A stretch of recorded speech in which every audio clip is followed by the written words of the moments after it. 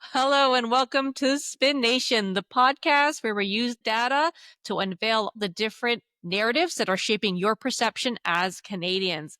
I'm your host, Laurel, and I'm here with my co host, Emmanuel, who is smiling today. Hello, wife Laurel. So, we have a business question around podcasts and who are those big names in podcasting in Canada? Who are Canadians listening to the most? And stay till the end, especially if you're in comms or GR. We're going to give you a list of those emerging voices in the Canadian podcast ecosystem. But before we get into that, there's some pretty big news happening recently in Canada.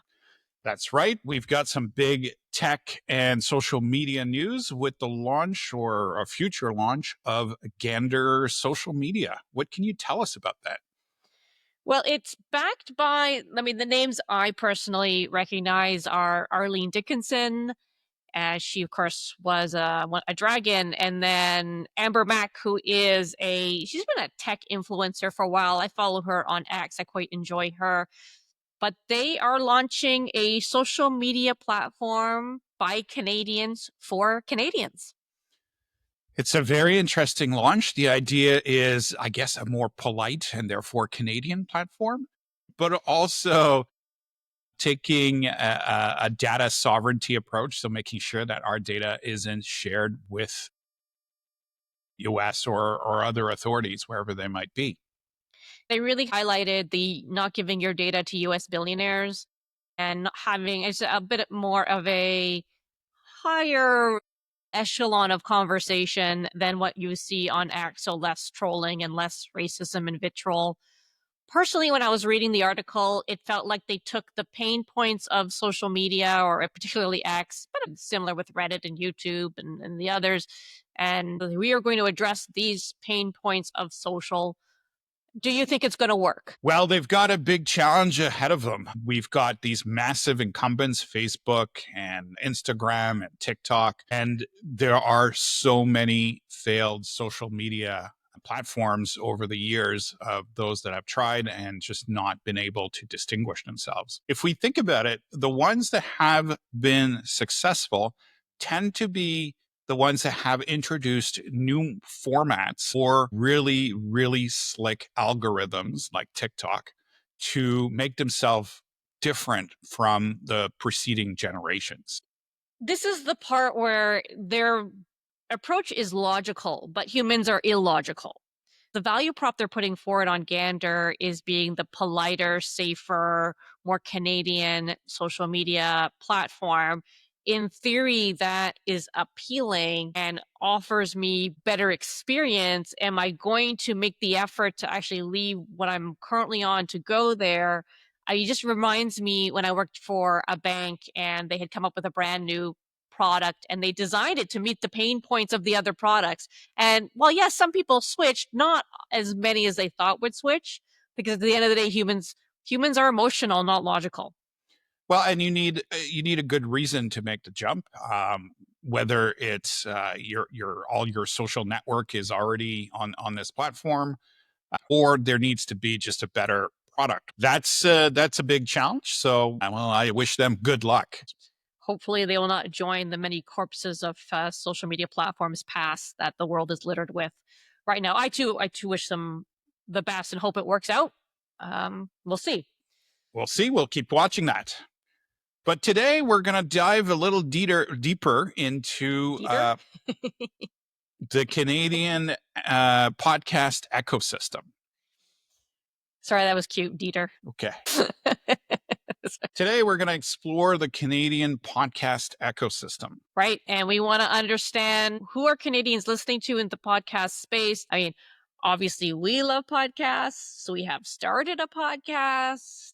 So we are big fans. I have to say, podcasts helped me when we were living in Beijing. I used to listen to Alan Cross, The History of New Music, because it reminded me of being young high schooler listening to CFNY. And you'd listen to Alan Cross, and I could hear it as a podcast, and it made me a little less homesick.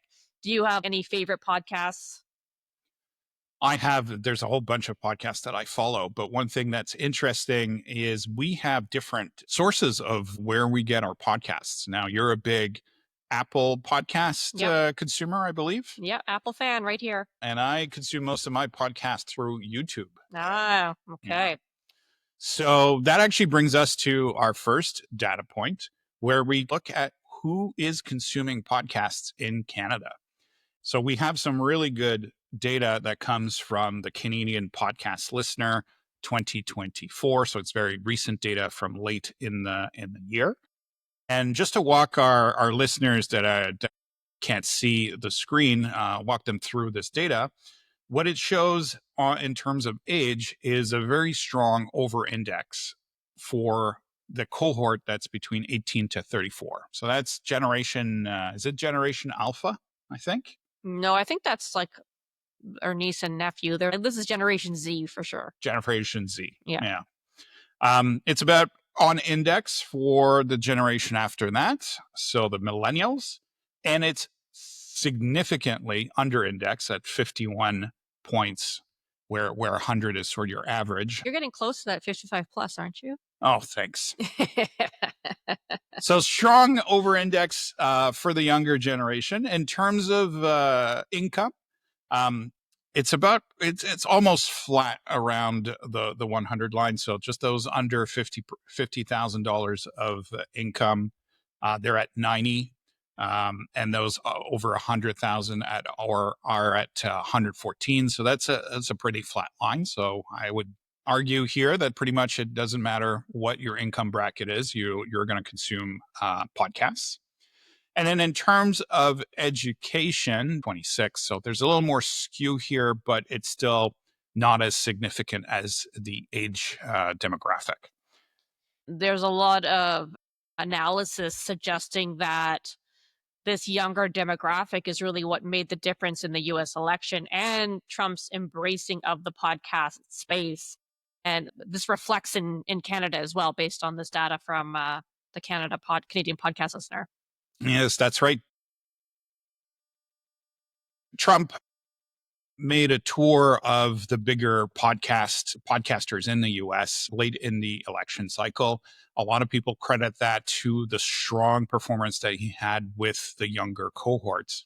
When it comes to the voters for Poiliev, he scored very well with the younger cohort. And that reflects the conservatives' strategy to really focus on social media and podcasting. And they avoided interviews with the big newspapers, with the traditional TV news sources.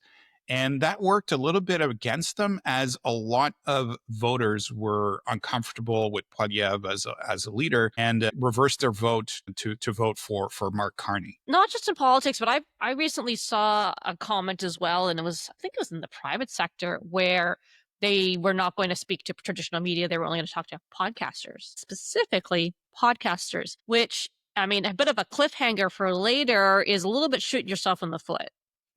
Yeah, that's right. There's a tendency in marketing to really focus on what overperforms, but you can't forget about your existing consumers, the ones that already use your product maybe and are going to replace it in the near future.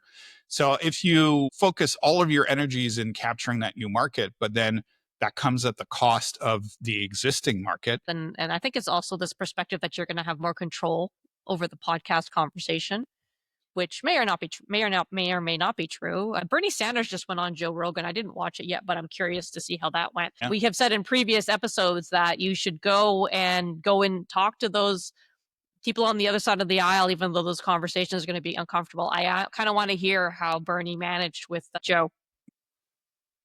So that was the first data point, and we just very quickly want to walk you through the second one. This is about where are people consuming their podcasts, and it looks at Spotify, YouTube, and Apple. Spotify has been gaining. They moved from 12% to 31% in terms of being the favored channel to consume podcasts, and then dropped last year to 28%. YouTube is the leader, so they've moved from 24% to 35% in terms of being the favored channel. So they're growing, and in particular last year, growing very fast as in the number one platform. And then finally, we've got Apple. They've moved from 24% down to only 15%. So No, my Apple is not doing as I well. know that's where you're Right. consuming your stuff. We're going to keep that in mind a little later when we look at the Canadian podcast rankings. Okay, so coming back now, we've got a little bit of context on how different communities of Canadians are consuming podcasts. We know a little bit of where they're consuming podcasts. But the question we were asking is, okay, well, but who are those big name podcasters? So if you're trying to get your message out, back in my media relations days, we used to come up with our media lists. Who are the journalists that we wanted to talk to, get interviews with, because they are the ones that our audiences are reading most. Now, if you wanted to apply that thinking to which podcasts do you need to get on, if you're trying to reach as many Canadians as you can, where should we start looking? Well, I want to start us off just on the top shows, regardless of the category, whether it's news or not. Show you this screen that I captured this morning. So this is Thursday, June 26th, and it's the top podcasts on Apple for Canada. And what really is notable here is just how US centric this screen is. So for those listeners that can't see the screen, the number one show is Devil in a Desert. That's from ABC News. We've got Liberty Lost in second place.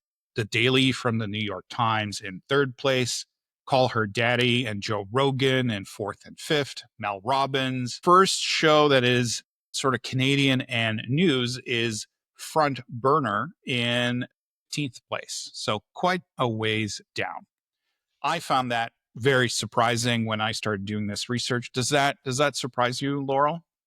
It doesn't, because we've always consumed American media, right? We've always been obsessed with American media, American TV shows. So it doesn't necessarily surprise me that we are watching, and this isn't just news, and I think that's important to call. This is sort of a mix of news and entertainment and information.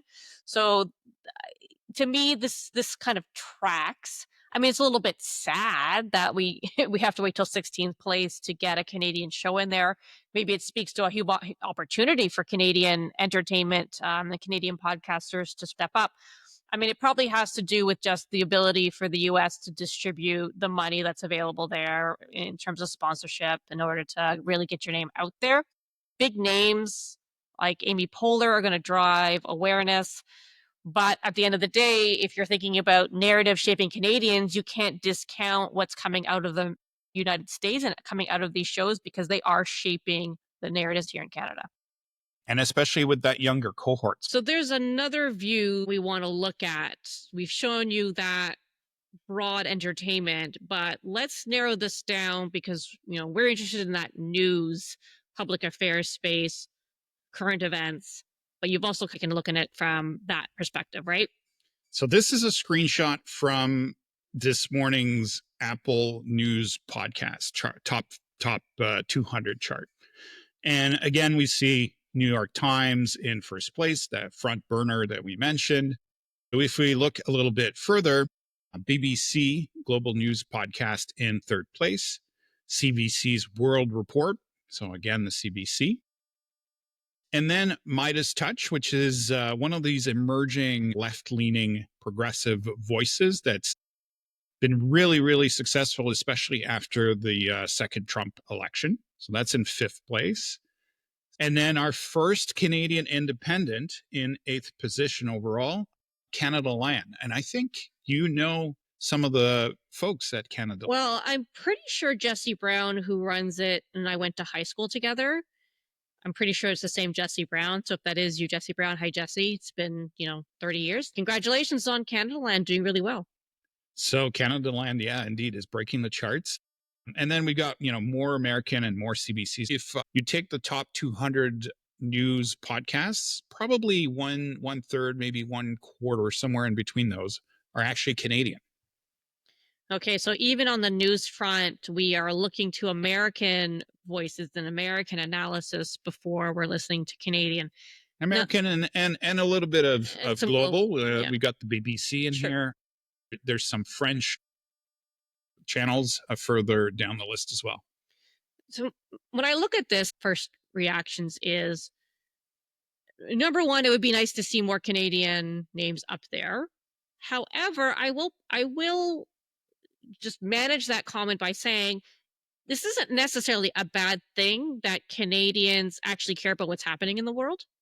And there is a commentary about Americans is that they're too ethno focused, like they care too much and only care about what's happening in their own country and are a little bit unaware of what's happening beyond their borders. I think this speaks to the fact that Canadians are consuming news and information beyond just what we see in front of us, which can be actually a good thing.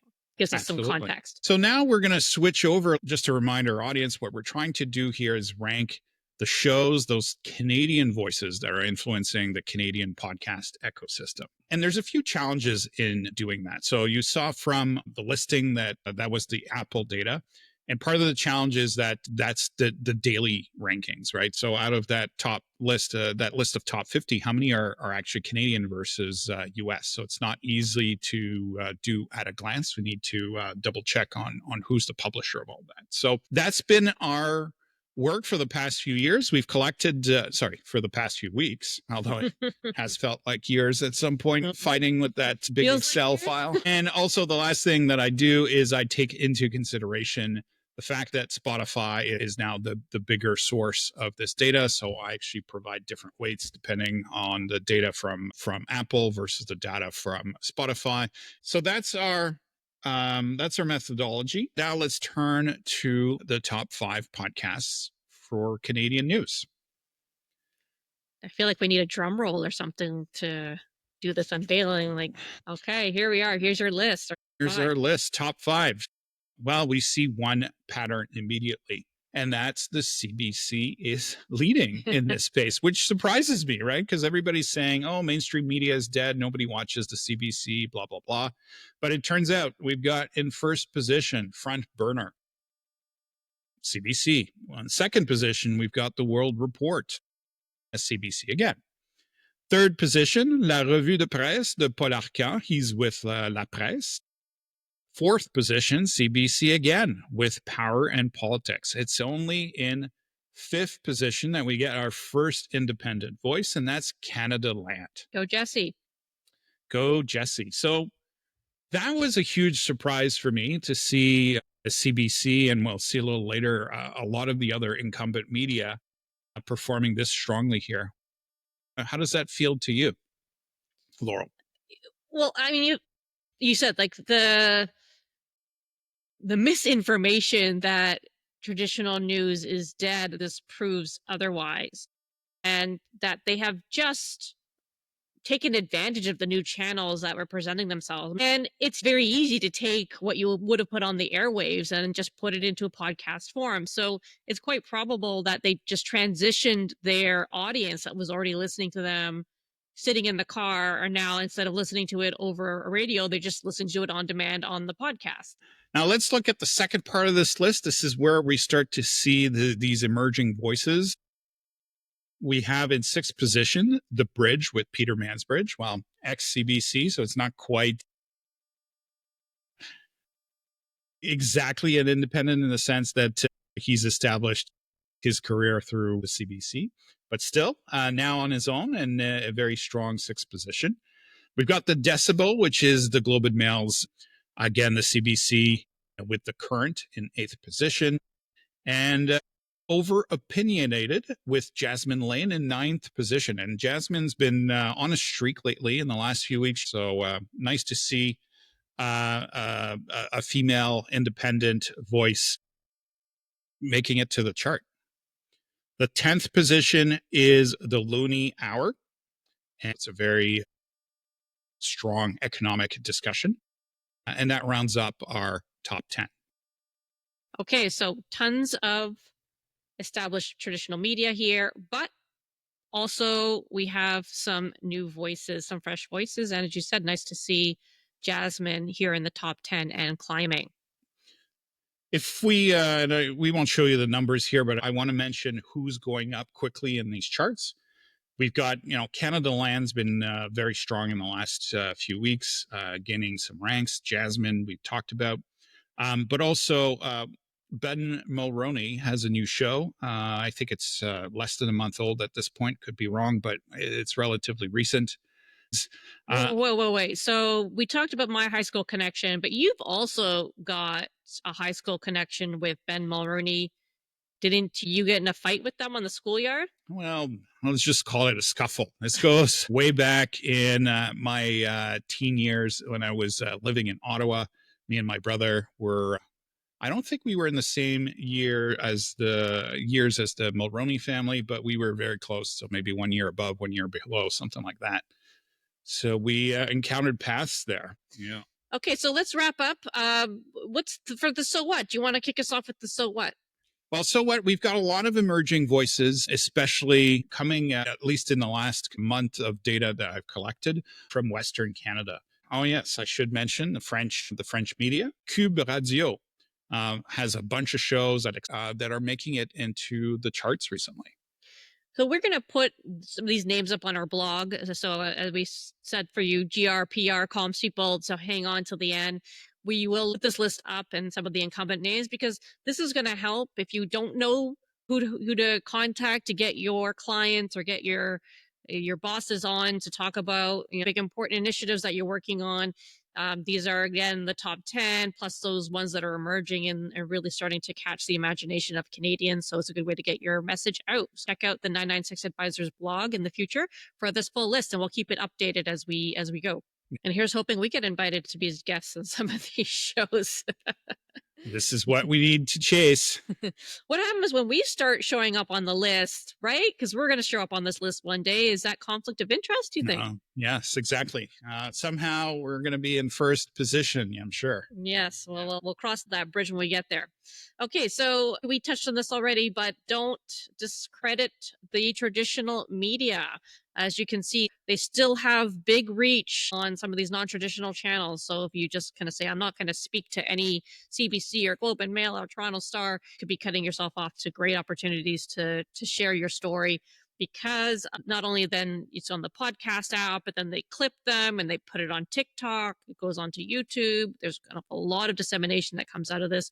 It's what we're trying to do. We are on TikTok. We are on YouTube with our recordings as well. I'd love to see these rankings to be filled with a lot of Canadian shows. So I'm really hoping that a lot of these emerging voices become successful and overtakes some of the US shows that we see on these Canadian lists. All right. And if you're a listener or a podcast enthusiast, try to follow some more Canadian podcasters like the Spin Nation podcast. We can be one of them. You can help more Canadians by sharing, by liking, by following our podcast, other Canadian podcasters. Let's build the industry up.